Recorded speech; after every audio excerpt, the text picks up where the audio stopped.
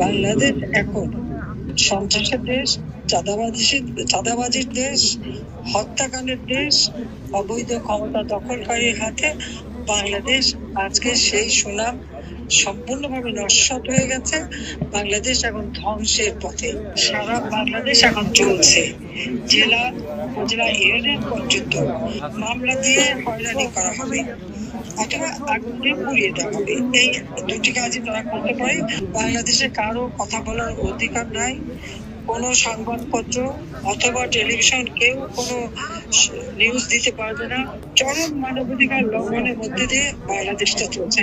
এই ধরনের একটা অন্ধকার যুগের দিকে আমাদের দেশটাকে ঠেলে দিচ্ছে, দেশের মানুষকে ঠেলে দিচ্ছে।